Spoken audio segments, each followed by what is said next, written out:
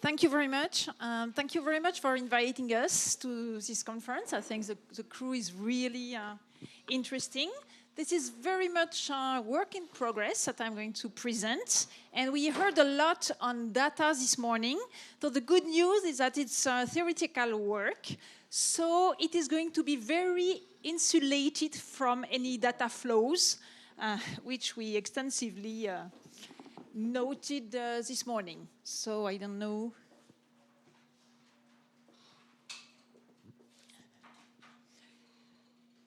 So as Rick said, this is joint work with Francesco, Ricci, and Mouez Fodha. And it's on opening mine under the risk of geoeconomic fragmentation. And it's very oriented towards Europe.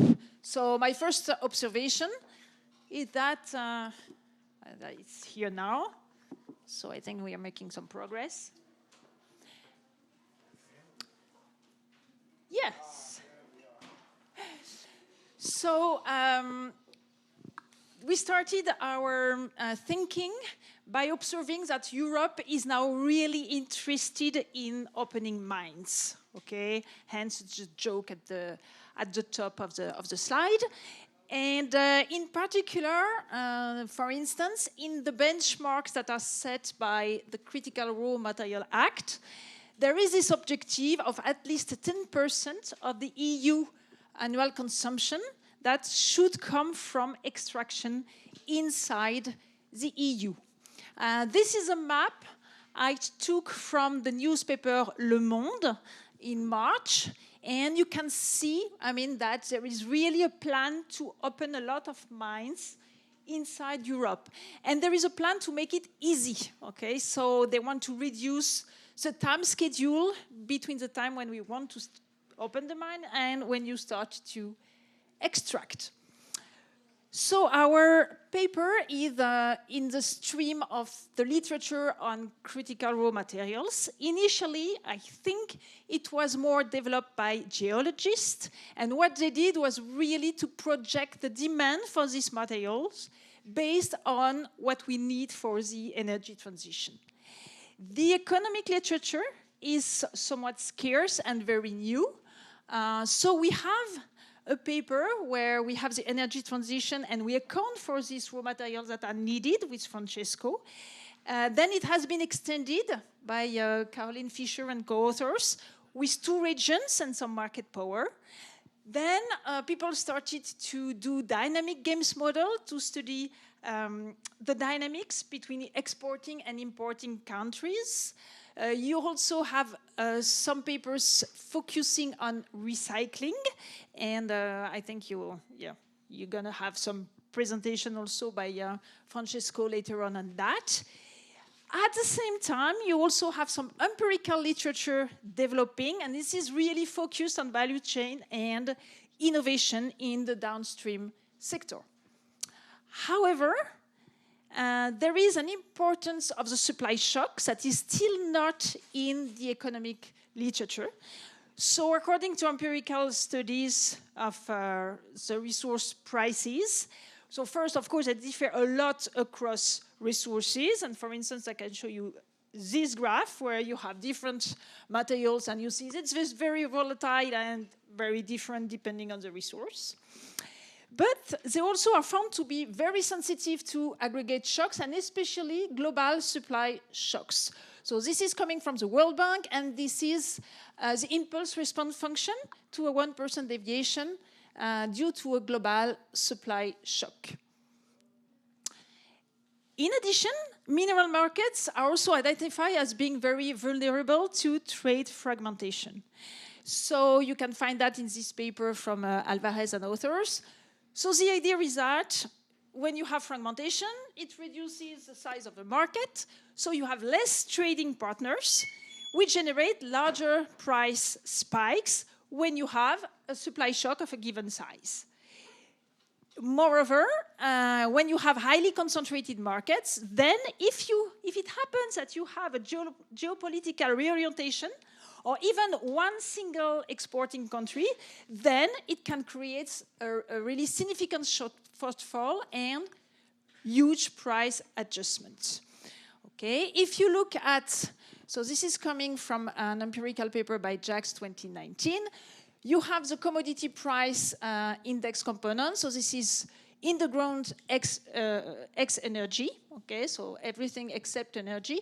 And you can see that there are large variation. And in particular, the upwards shocks seems to be more sustained in time compared to the downward shocks. Okay.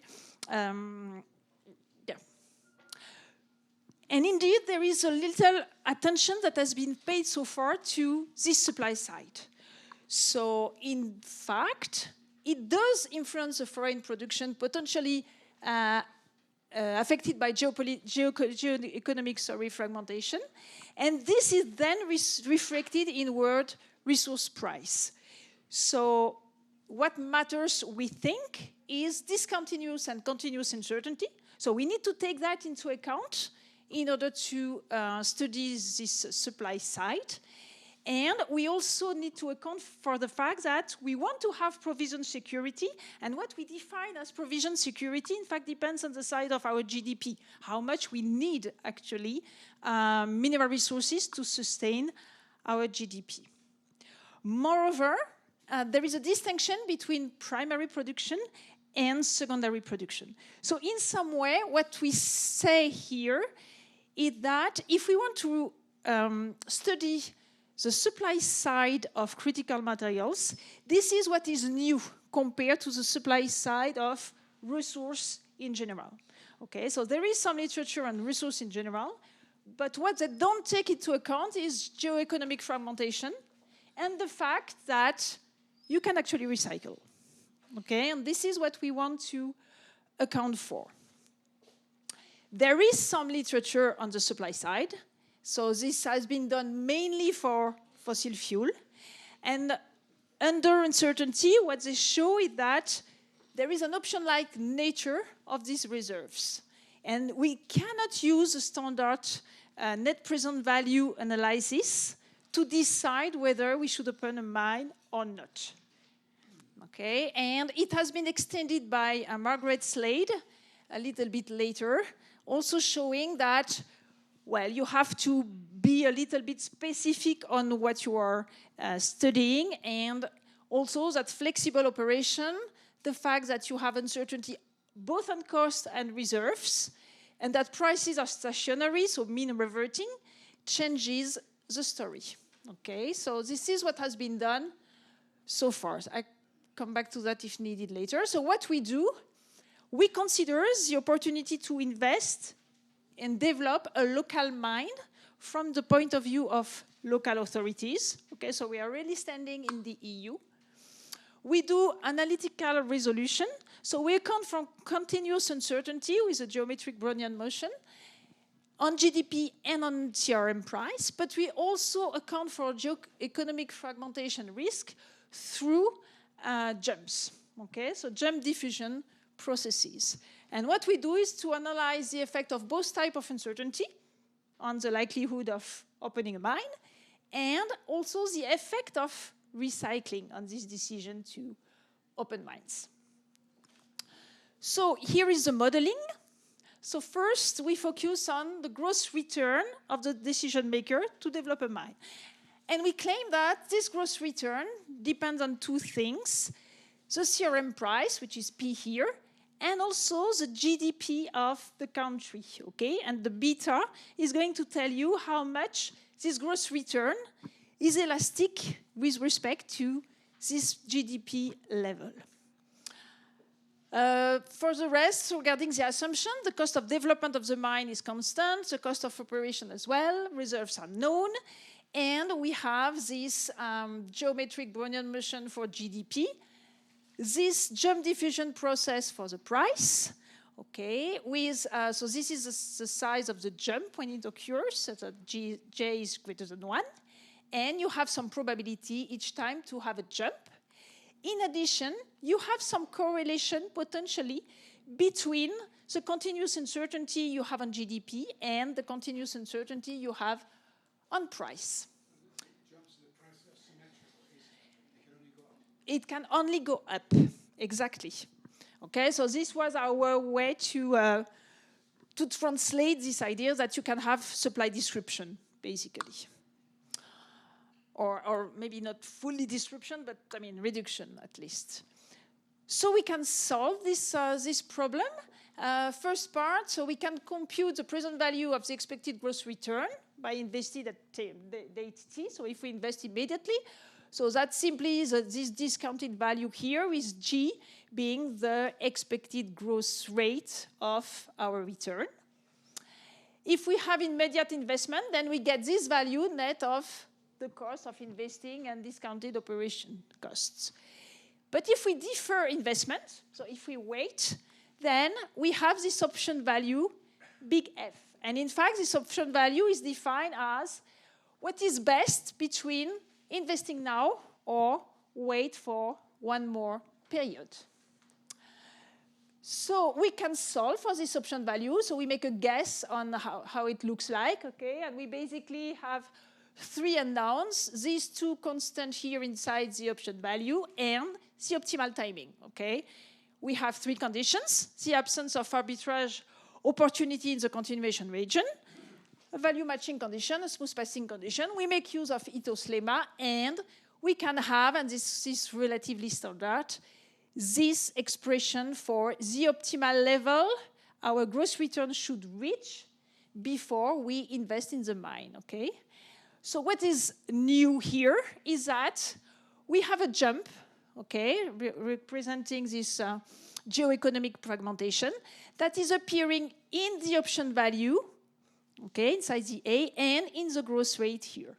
Also note that the standard NPV would be such that we don't have here this wage that is A divided by A minus 1. That is, accounting for the option value, but this one is relatively standard when you have a real option model. So what we do with that, what we want to study is the effect of uncertainty. So in particular, compare what is happening when you have the standard continuous uncertainty and when we have the jump diffusion process. So standards in the literature, the continuous uncertainty is both increasing the wage generated by the option value. So when you have more uncertainty, you have an incentive to wait more before you open your mine. And at the same time, this is also decreasing your expected growth rate of the gross return. Okay, so this is also inducing you to wait. Okay, there is a higher value before and a lower value after. So all that is actually reinforcing each other, and you will wait for higher level of the profit before you invest. So a sufficient condition is actually that beta is less than 1. Okay, so the elasticity of our return with respect to GDP is no larger than 1. Okay, I'm going to speed up. And the effect on the timing is ambiguous because more uncertainty means a higher chance to reach this higher value. So that's standard in real option models. If we look at fragmentation risk, what is interesting is that it's different because it does widen the wage. There is a higher option value if you have a higher risk of geoeconomic fragmentation. But at the same time, it boosts the expected growth rate. Okay, so these two effects go in different direction, and you don't know what is going to happen. I'm saving the timing results. It's not so interesting. So what we wanted to do is to say something about what is happening when you have recycling. If you have recycling and you want to introduce it properly into the model, then it fully changes the model that is not very robust to any analytical resolution. So actually, what we want to do here is to get insight on the potential mechanisms. And we say that recycling can have 3 types of effect in our model. First, change the social value of the mine, change the elasticity of the gross return with respect to GDP, or the correlation between GDP and the CRM price. So first type of effect, recycling expands the social value of the open mine because you know that you're going to be able to reuse the material you are taking out of the ground. So basically, this is just a multiplying factor here with G in tight, that is increasing your gross return. So with no surprise, with recycling, you open your mine earlier, okay? Because it increases in some way productivity of the virgin material. You can also show that the effect of geopolitical risk is enhanced because of this recycling. And at the same time, geoeconomic fragmentation risk increases the impact of recycling. Then we also show what is happening when you claim that recycling is affecting the elasticity of the return with respect to GDP. So our idea is that if you have recycling, okay, this creates not a so strict dependence of your GDP with respect to your mine return, because you have another possibility to actually generate minerals to feed your GDP. What we obtain is that, I'm directly jumping here, so we have an insurance effect if you have a lower beta, a lower dependence of your return on GDP, that reduces the thresholds triggering opening.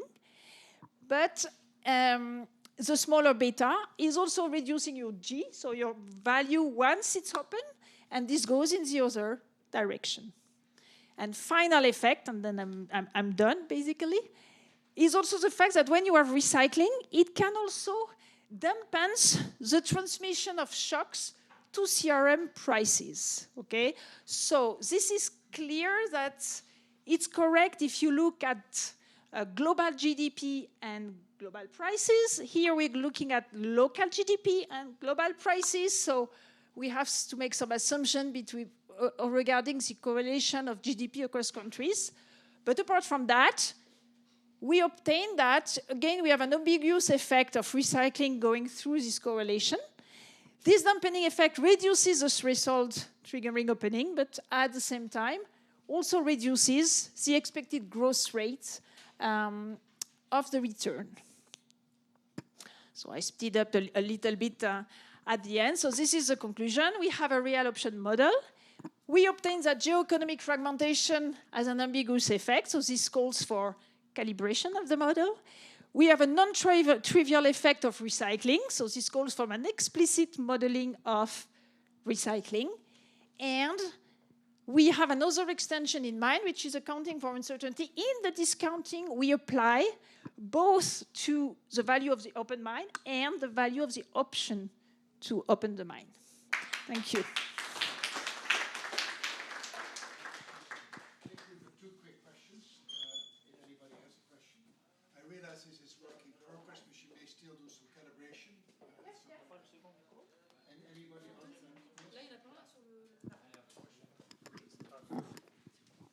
Maybe I miss a point, but the GDP can be viewed as a source of the recycling, because GDP in developed countries is linked to the consumption, and the consumption of today may be a source of critical minerals for tomorrow with recycling. So why your GDP, you see, can...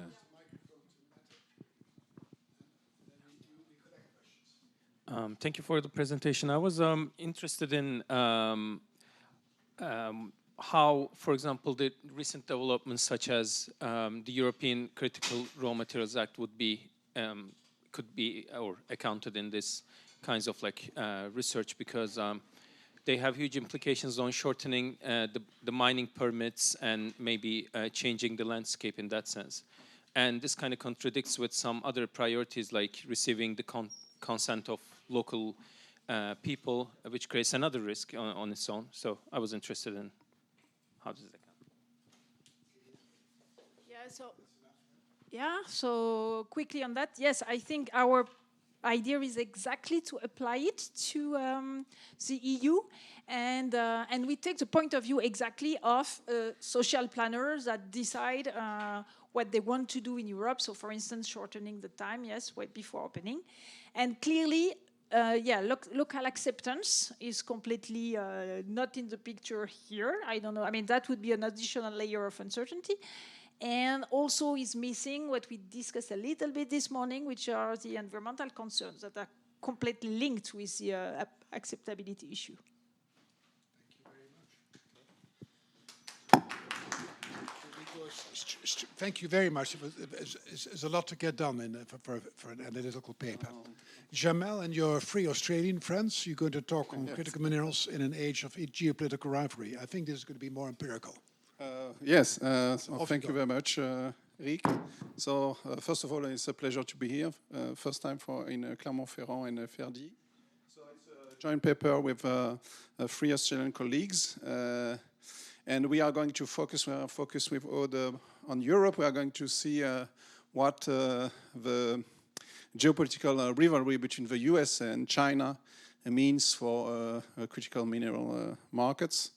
And we are going to have a focus on this dimension that have been mentioned this morning about the strategic stockpiling. So the motivation, a few days ago, you have press news in Reuters when you saw that under some condition, aluminium, which is a mundane metal, can become critical. So the idea was to say that the criticality can be also judged by the geopolitical competition and the properties aluminium can be recycled in a quite efficient way. So the motivation is, of course, we have these metals which can be qualified as critical or not, but we are going to select a couple of minerals which have metals which have a long time series at our disposition, and these minerals are, of course, involved into the environmental technologies for the transition. Something that the literature has not yet explored is the fact that the US, for example, is dependent on the global supply chain for refined critical minerals or refined minerals at all. So this dimension between the extraction and the refining, which is very important, we believe that this is very important with my co-author. So, for example, the non-foreign mineral commodities reliance, U.S. net import reliance is concentrated on a small number of suppliers like China and India. The mining of critical is geographically dispersed, so you can diversify, but refining is not. And this mismatch is very important. Even if mining is diversified, the refining is not. So it is complexify the problem. So here you have a map of the US net import reliance for non-ferrous minerals. And you can see that China and Canada is big players. Another dimension that has not been mentioned here, we have a lot of debates about friendshoring, nearshoring. You have to keep in mind that advanced economies and democracies are mainly trained with advanced economies and democracies. That's something which is we tend to forget. But here, if we split the geographic origin of the refining, you can see that China is quite dominant in these 5 minerals.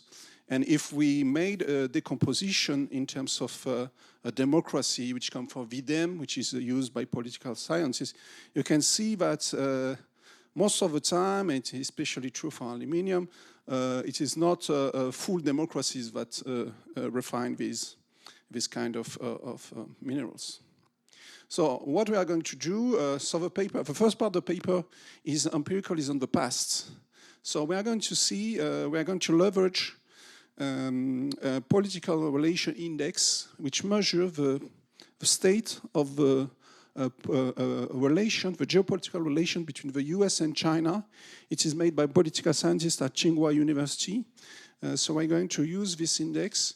We use this index in a context of oil, and we find that actually geopolitical forces have direct impact on prices. So it's not transiting through supply, not transiting on demand, but it's transiting through the expectation of the future state of supply and of demand. This is something that we already published. So in this graph, we are going to see, we are going to replicate actually different events. So first we have a block curve, which is the state of a relation, and when the curve increases, you have a deterioration. Of course, at the end, you have the deterioration, the big deterioration after the election of Donald Trump.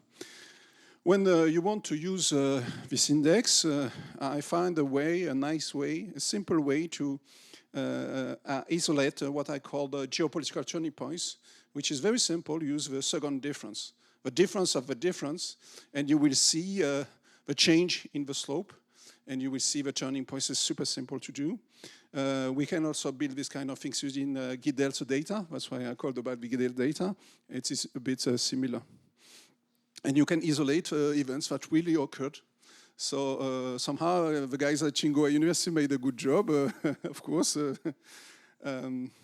So we're going to use this. We put that into a model, empirical model, and we control for production, we control for consumption, we control for storage, and we see the effect on the price and on the storage. This is how we are going to make the identification to qualify this geopolitical shock are demand shocks or supply shocks. Depending on the effect on the couple between price and storage, we are going to, using the Killian methodology of classifying shock, we are going to qualify the shock. And it's not a supply shock. So we use this monthly data leveraged by, whoa, okay.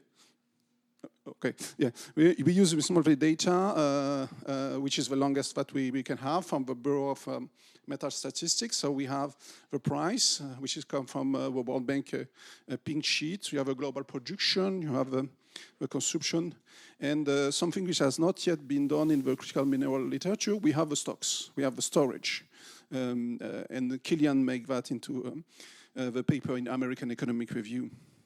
So we have the U.S., the state of the U.S. political, U.S. and China political relationship, and we are going to look at the monthly frequency, which is interesting to use in a time series context.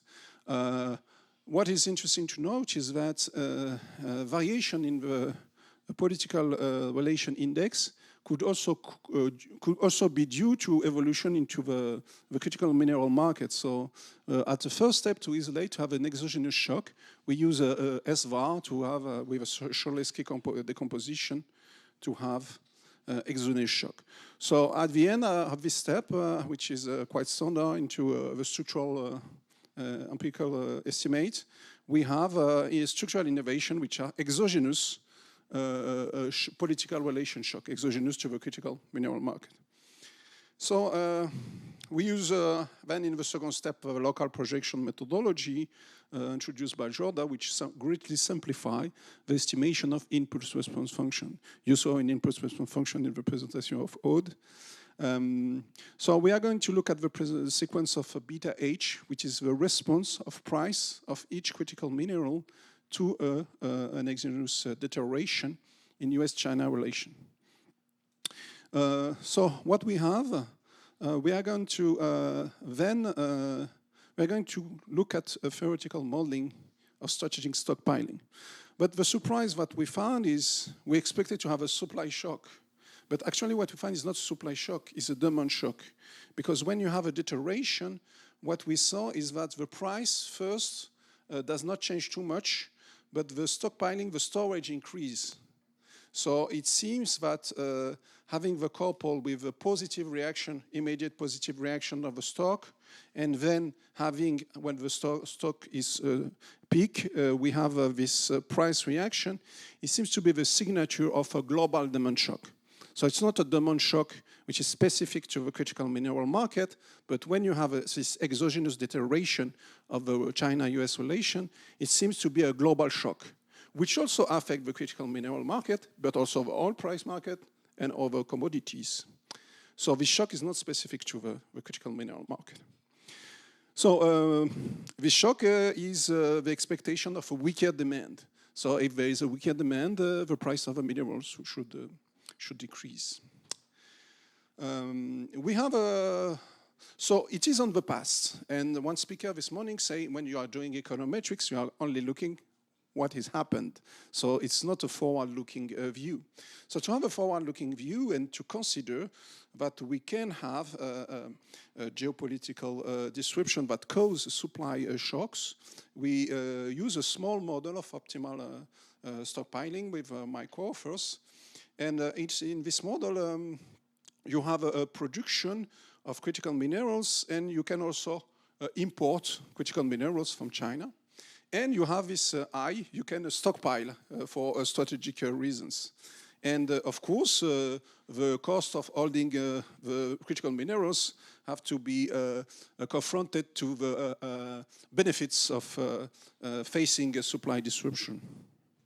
So the first proposition is that stockpiling reduces vulnerability, which seems to be very, very easy to.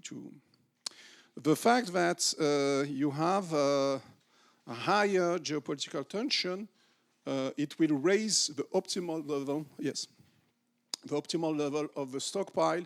So we do not, how to say, we do not exclude at all that. This is why it's very interesting to see how the literature evolved by identifying demand shocks and supply shock. We do not exclude at all that the geopolitical risk shocks, which are not economic shocks, which are something else, which are exogenous to the economy, may revert, may mimic the effect of supply shocks sometime, and may mimic the effect of demand shocks. So I would be more cautious by qualifying geopolitical risk shocks as supply shocks. It has both elements. So at the end, we extend the framework, which is very simple, to 3 dimensions: the reserves, the geopolitical distance to the US, and the type of regime. So if the proven reserves are bigger, the possibility of having a reliable stream of import of critical minerals increase. If the country is, for the US, of course, we are from the point of view of the US. If the geopolitical distance with the US increase, it would be more difficult to have a reliable stream of import. And if you are dealing with an autocracy, it will be also more difficult. So the increasing this phi reduce the probability of several shortages. I speed up. So we have a kind of, along this dimension, we can calculate the possibility of making a friend shoring for the US. And you can see that for the nickel, it seems to be possible. No, actually, it's not moderate, so it's a bit possible. So the possibilities are not very, very, very big. So that's also a problem, strategic problem for the US. Something that I wanted to show you, it is a quite interesting map in 4 dimensions. It's difficult to make 4 dimensions, but my co-author did it. So you can see that on the horizontal axis, you have a geopolitical distance to the US. You have the log of proven reserves. So you have the fact that the country is or not a democracy, and the size of the bubble give you, I don't, regime type, no. I forgot the 4 dimensions. Sorry, I woke up very early to catch up my train, but I will come back later. So basically what the map shows is the only credible possibility to make French shoring is going for Australia, which have a large reserve, which is democratic, and which is aligned geopolitically with the US. Even you can take the vote at the UN, you can take military alliances, blah, blah, many dimensions. So Australia is a natural candidate for the US to make a French shoring. So we made a French shoring scores, but we can discuss them later to keep time. So we have these different scenarios where the US can choose to start projects and to reassure, to French shore, sorry. So I speed up. Key findings, speed up again. So the policy implication. So now the main message of the paper is that strategic stockpiling of non-refined minerals is kind of useless. You have to stockpile refined minerals, because otherwise you are always somehow, in the current state of the production capacity, go back to China to refine. Refining has a social and environmental cost, which is difficult in the short term to make it in the European countries or democracy. Finally, and I will keep it very brief, critical minerals are subjected to this relationship between US and China because of a geopolitical opposition of these two countries and because China is controlling a large part of the refining production, which makes a strategic problem for the US and has implication for critical mineral markets. Merci.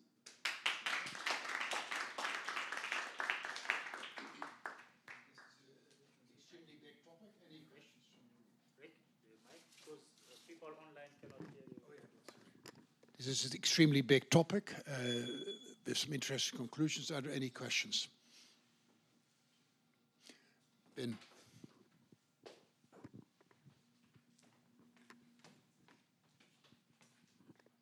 Thank you for the paper. And I already read it before the presentation since you already put it in the LinkedIn. And thanks for sharing that. Just one question, because probably, I'm not sure whether you discussed in your paper about efficient frontier, because if US use friends shorting, so it will raise the cost. But Chinese consolidation will raise the global dependence.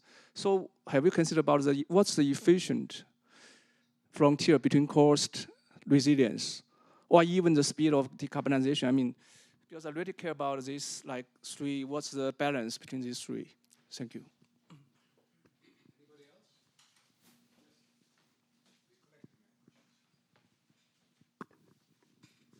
Thank you. A question on stockpiling is much a forward-looking decision. So how do you take that into account in the factors that influence stockpiling and the geopolitical risk and all that?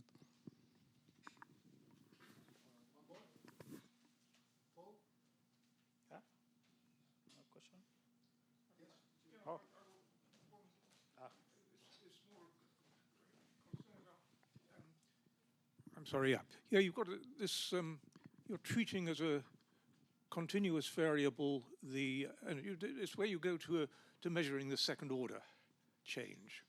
But the second order change is in an opinion, which is a rating of a judgment call on is this relationship getting better or worse. Now, treating an opinion in the same way as an objective fact, like an observed market clearing price, is a little bit different. And what I've been trained to do about this sort of thing, it's in a case of uncertainty, is to go back and say, what is the underlying question that people are asking to themselves when they make these ratings? And it's something of the form, do I think the relationship's getting better or worse? That's a meaningful question. Is it getting a bit better or a lot better? That would also be meaningful, a bit, a lot. Saying, has it got 95% better or 23% better, that would be meaningless. And so, in the tradition in which I've been trained. So, treating it as a continuous variable as if it was just like a market clearing price is a bit of a step too far. You might want to go back to what are the questions that people feel comfortable assessing. A bit better and a lot better, that's a meaningful distinction. 93% better versus 92% better is not a meaningful distinction. Oh yeah. Okay. So the first question about what we do in this paper is that we introduce somehow a new variable in the calculation for the policymaker, which is national security consideration. So when you are going to make a computation of efficiency frontier. Of course, if you refine, you made friendshoring about refining, it will be costlier in terms of from economic point of view. But if you manage to reduce the probability of high supply reduction, supply disruption, and reduce somehow the market power of China, which is politically driven, it is also have to be considered into the calculation. So what is interesting, we're discussing that at the lunch, is that now the geopolitical tensions is changing the functioning of the economy, it's changing the calculation. So computing the efficiency frontier only on economic terms, for me, is wrong, and you have to compute the fact that in the future, randomly, or you cannot expect China will use its dominance position to make geopolitical, to attain its geopolitical objective. So that's something that we have to do. And about this forward-looking view, of course, it is computed into the expected value of holding a stockpile of inventory. So it is considered into the model because when you do econometrics, you cannot have a forward-looking view.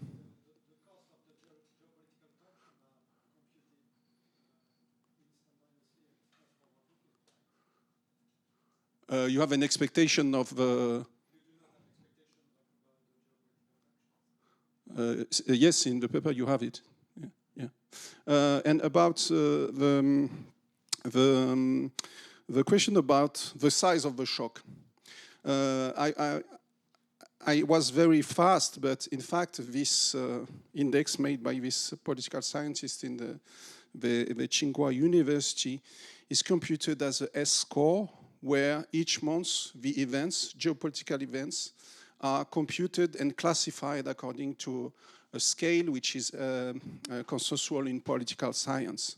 So basically this kind of measure gives you the state of the relation, exactly what you said, between US and China. If the score is very low, the relation is very bad. If the score is mid, the relation is neutral. If the score is good, we have a very good relation. So it is basically a stock measure of political relationship. And what you said is very important because when you made this econometric estimation, we often notice that this effect on the price are asymmetric due to the size of the shock. So when the months, we have some techniques when you can separate the impulse-response function and you can isolate the response during a specific month. So we are mixing some time series and even studied methodologies. And basically when the shock is strong, when you have a crisis between Trump and Xi, the response is stronger. So it is basically what you said. But Thank you. Okay. Thank you very, very much. So,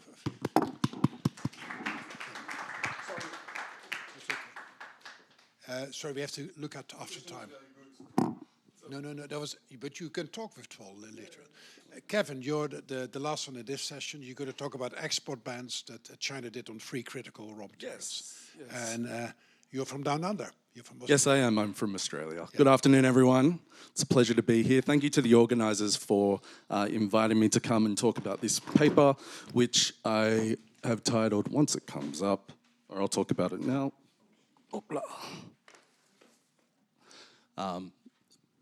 Title of my paper is called From Dependence to Diversification, ? Assessing the impact of China's gallium, germanium, and antimony export ban. So, on the 3rd of December 2024, the People's Republic of China put through a widespread export ban targeting specifically the United States of America. So, as you know, these strategic metals, as they're called, are used in for dual-purpose functions. Gallium and germanium in semiconductors, antimony in armor-piercing bullets, etc. So they are very important. But the assessments of the export ban were quite mixed. So, for example, the USGS put out a very influential paper saying that if there was a full embargo, the US would lose $3.4 billion to their GDP, whereas other analysts were saying, well, this is more of a symbolic statement from the PRC. As John Seaman said here, they ultimately sit at a very weak choke point. So this paper is just to have a look at the trade data and to assess those preliminary assessments.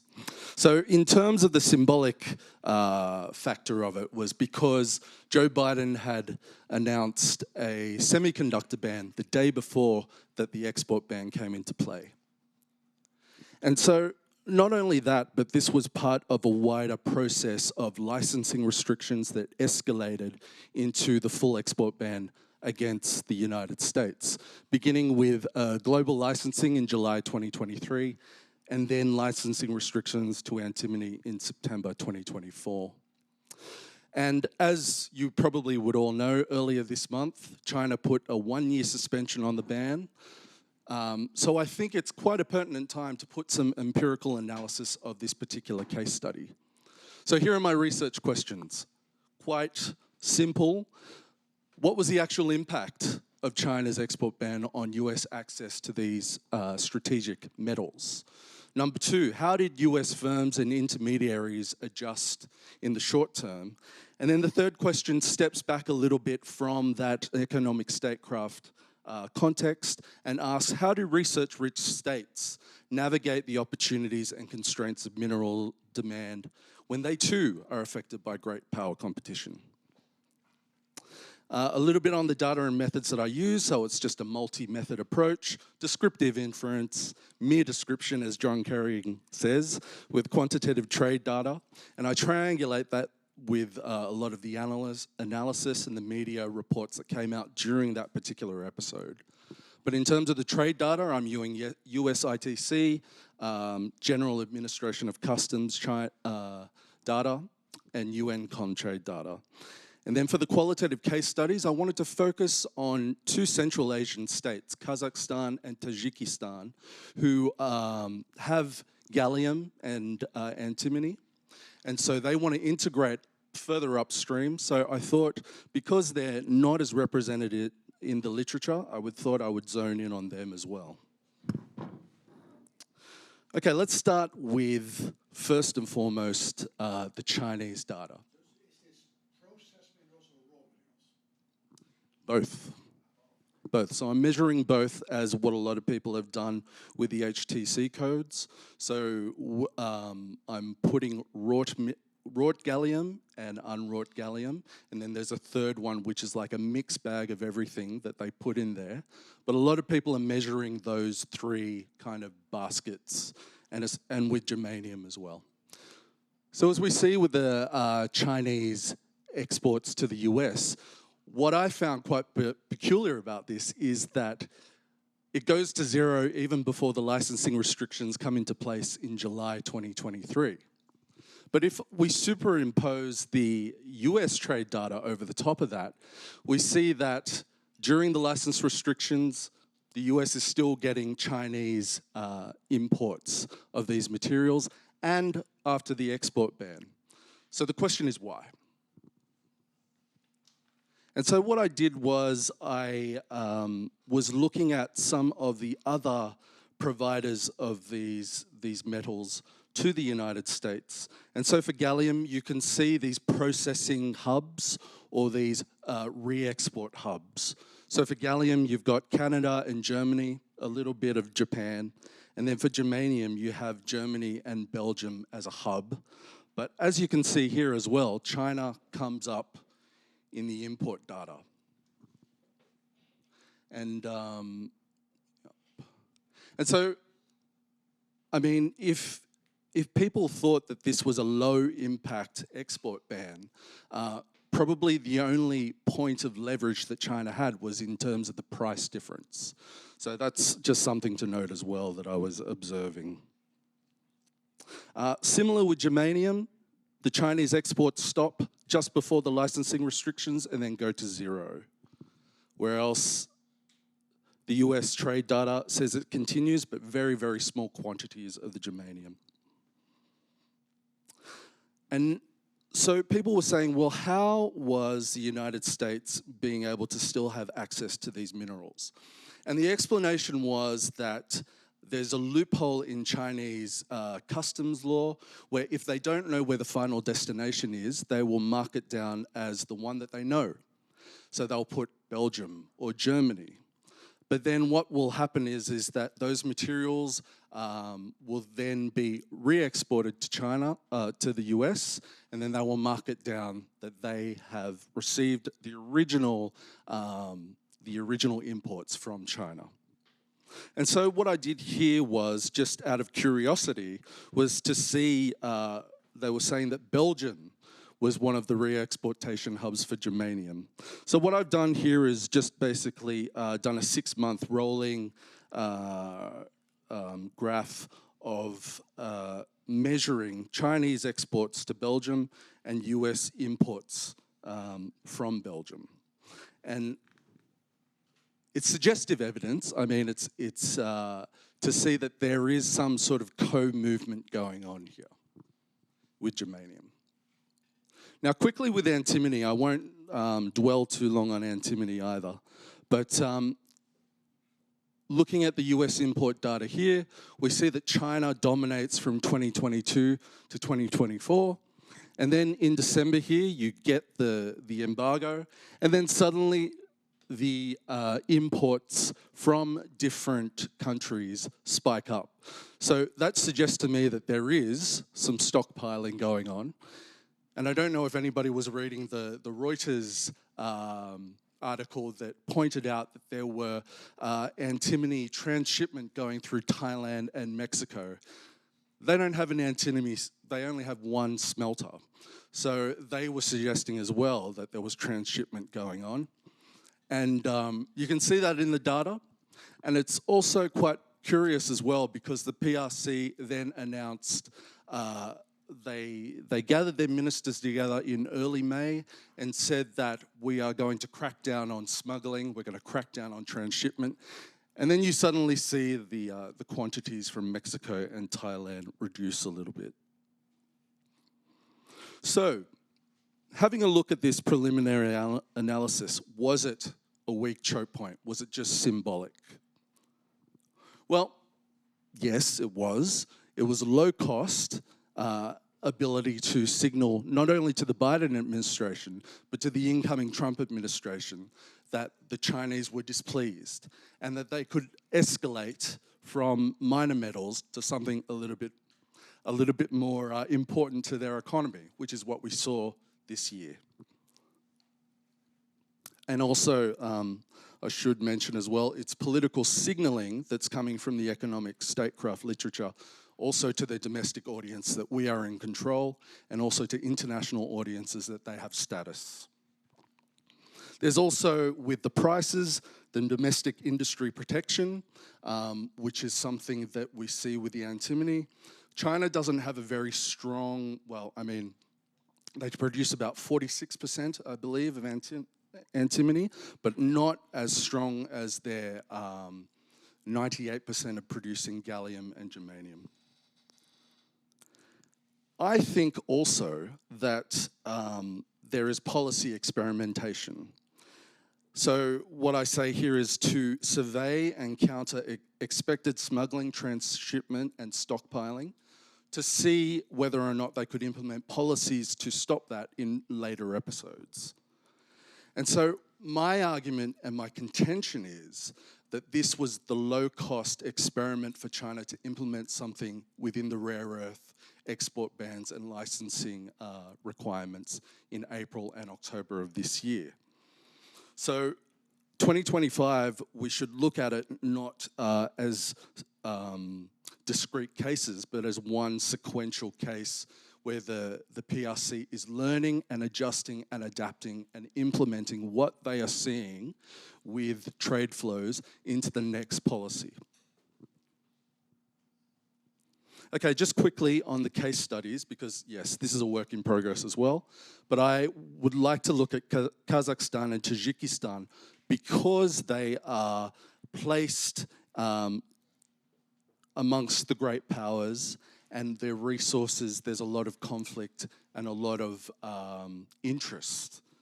So my question is that how can they move up the value chain? And so I take an historical, institutional, and comparative approach between the two countries. Both countries want to implement what is called a multi-vector policy approach, which is similar if you're across the Southeast Asian international relations theory on strategic hedging. It's similar to that. It's not being aligned to one superpower, but being able to move across and to benefit from relations with all of them. So I find that very interesting with their mineral wealth as well, how they put together policies and institutions to leverage off that. And so we see from the preliminary study that Kazakhstan is far more integrated because they have Western mining firms, and Tajikistan is, they have more of a, they're more integrated with Chinese and Russian interests. Okay, so let's go over the policy implications. What I found from this study is that even if you have, you reroute or you reroute your exports, the structural dependence on Chinese feedstock still remains. And so that is an ongoing concern. So alternative sourcing is a must. We were talking earlier today because gallium and germanium are byproducts of aluminium, bauxite, and zinc. So that is something that policymakers have to think about, is that how can we attach possible refinement of byproducts with these existing mines. Another thing that I thought about was the October 9 rare earth controls, is that China could leverage gallium and germanium with the same logic of 0.1% Chinese origin tracking and enforcement. And also they have said that they would, if you use processing equipment that is Chinese of origin as well, then you have to apply for a license. So I think with gallium, germanium, and antimony, it's not over, that the Chinese could actually leverage that as well and implement that with these metals. Risk mitigation strategies as well. I think plurilateralism is needed to reduce the dependence that is on China, but policymakers need to navigate rising unilateralism as well. And that's it. Thank you very much. Thank you very much. Any questions? Chris, and then Amanda, and then, yeah.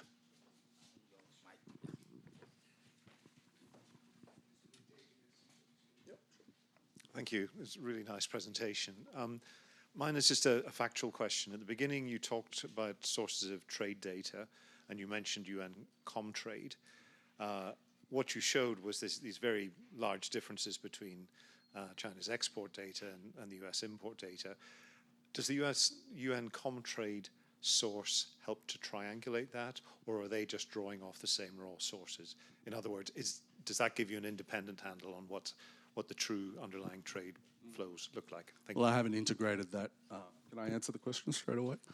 That is a very good question, and that's something that I think I should implement with this study. Yeah, thank you. Just to be sure, sorry. When you report in UN Comtrade, the US should report the import from Belgium and not from China, even if this product is coming initially from China. So you see, you are doing an equivalent of what we call in tax a mirror analysis, comparing import with export. Mm-hmm.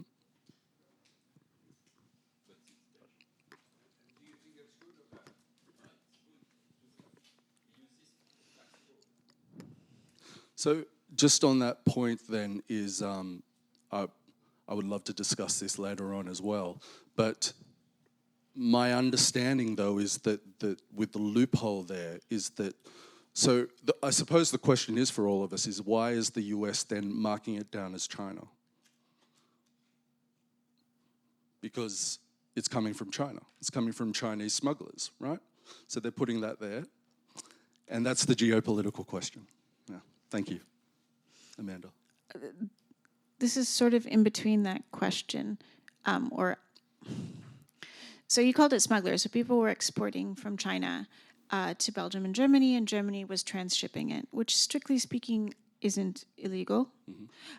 It was bypassing China, and China did, as you say, try to crack down on its intermediary customers, saying if they were transshipping, they'd stop shipping to them. Yep. But you mentioned a word that was very important there, which was smuggling. And I followed trade flows a lot that are official trade flows versus unofficial trade flows. And China buys a lot of them, but a lot of once the price jumped, a huge amount of illegal antimony started being artisanally mined all over the world, going through largely Chinese traders and Chinese smelters, but also in the Middle East, and getting into the market that way. Yep. Do you mark the illegal smuggling effect of sort of the non-official trade flows that are coming out of this? Is that part of what you're tracking? I wish I could, but I don't think that with this preliminary data, it would probably be something to integrate once we have the full-time series. And I mean, where would you get that information from? It's like tracking corruption, right? You've got to have opinions. You could just... How could you do it, Amanda? Well, you can do it because the U.S. records the trade data as it comes in. Okay. And so you backtrack. I've done this a couple of times with gold because they've done it in the UAE with gold. Mm-hmm. Basically, the UAE, once it puts gold, or America, once they put it into a stockpile, like they record everything that comes in. Okay. And then China records what they put out, and the difference is what's being smuggled. It's a model.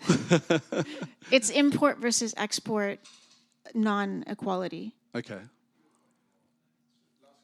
But Mike, that wasn't actually the question. Oh, okay. Yep. What's the question? But that's a great idea to implement in the paper if I could do that. Yeah. What was really interesting to me from what you said was that this was actually China testing the market. Mm-hmm. And they were testing the market to see the reaction of trade bans. They tried to do it with rare earths, which they rolled back on because of the extreme reaction. But what are they testing the market for? What are they looking? They're looking to see market reaction, but what is their end goal? What are they testing for? I think, well, it was mentioned in there, but I think future bargaining episodes, they're testing across multiple areas. And this is a conceptual framework that I'm putting together as well, that the CCP has adaptive learning policy loops across multiple governance areas. But the thing that I was trying to zone in on is that you could see sequentially across this year, if we see this as one case, is that they're learning so that they can have leverage with Trump. That's kind of my intuition, but I don't think it's the only goal there. Does that make sense? Kevin, a fantastic presentation and research, really excellent. And just one comment and one question. Gallium and germanium, in particular, they are essential materials not only for the electronic semiconductor industry, but for that industry in the transition towards artificial intelligence. So as chips, optoelectronics moves towards supporting artificial intelligence, these are the essential critical materials. So it would make it a strong choke point. But my question is, in your study of the behavior of China, did you consider that putting a constraint on the export would have hurt China's own prospects to develop artificial intelligence infrastructure because they are so linked with other countries that are producing components? That's a very interesting question, and I think there probably is a factor of that, but a cost-benefit analysis that has gone on with the CCP. In the economic sanctions literature, when you put on a sanction, you're putting it at a cost to yourself, but that is a calculated cost. Another perspective of that, though, is that they could have put export restrictions to allow their producers to scale up. That's something that I've been thinking about. I don't have it completely formed. But the domestic production side is something that I'm very, very interested about. I couldn't find data on it to actually show you that, but that was a theory that I was trying to, a lead that I was going with. So yeah, that's something to definitely consider with the domestic production side. Were they doing it at a cost to themselves, or were they doing it to advantage themselves or to protect themselves? Because I think you see that trend with antimony. So, yeah, we're getting close to tea. I just want to make one final comment. It's of course a lot of comments that people put an export ban on the raw materials in order to allow their own processing industry to grow and expand. Indonesia has done that successfully, and probably there was an element of that for China as well. So hence the importance of splitting up the raw materials and the processed materials. At least that's what I think. But anyway, it's a fascinating talk and with a lot of questions to be answered and that you have answered. So thank you very much, and thank you very much for the other speakers as well. Tea time.